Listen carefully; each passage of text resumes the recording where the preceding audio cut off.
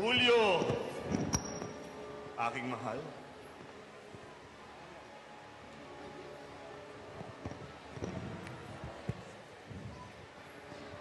Julio, aking anak. Higit kang malusog. Anak, ninais ko ikaw'y makapiling upang masaksihan ang pagdaraos ng kapistahan ng mga Hudyo, ang araw ng Pasko. Masaya at makulay ang kanilang pagkasaya.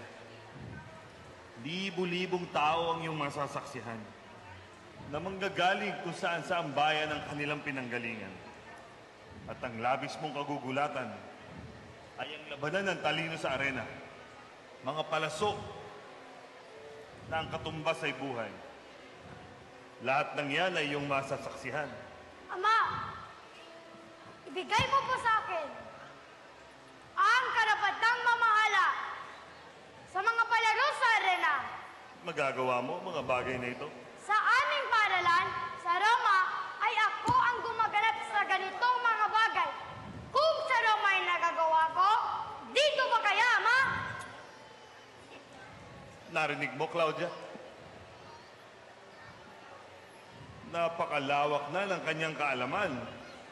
Sabihin mo sa akin, Julio, anong mga bagay pa ang iyong natutunan sa inyong paaralan? Marami, Ama. Alam ko ang lahat ng kasaysayan ng mga Diyoses ng Olympus. Siya ang dapat mong panaligan. At madami ang natutunan sa aklat ni Titus Livius.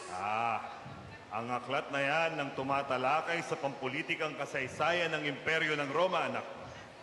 At si Titus Livius ay kaibigan ng matalik ng lolo ayon sa aking mga maestro. At yan din ang madalas basahin ng iyong ina, hindi ba, Claudia?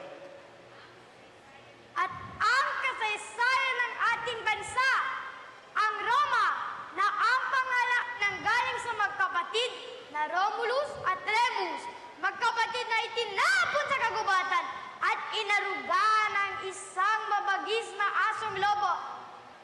Sila ay lumaking sumusa sa hayop at ang isna din ay naging ugaling hayop. Kaya hinati ang Roma at sila ay naglaban. Namatay si Romulus at ang dugo niya ay dumilig sa lupa na kung tawagin ay Roma, ang kanyang pangalan ay tinaglay hanggang sa ngayon.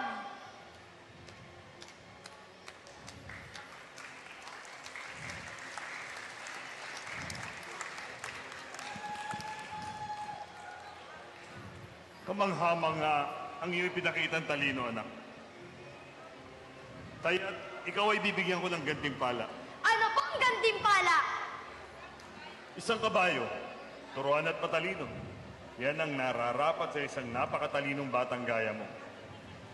Gagamitin mo itong kabayong ito upang malibot ang nasasakupan ng kapangyarihan ng iyong ama. Lucius, bigay mo sa kanya ang mahal kong kabayo. At huwag pababayaan na lumakad na nag-iisa. Kaya na po, Kamara. Tutuloy na po kami, Ama! Sumainyo ang patnubay ng mga bathala ng Olimpo.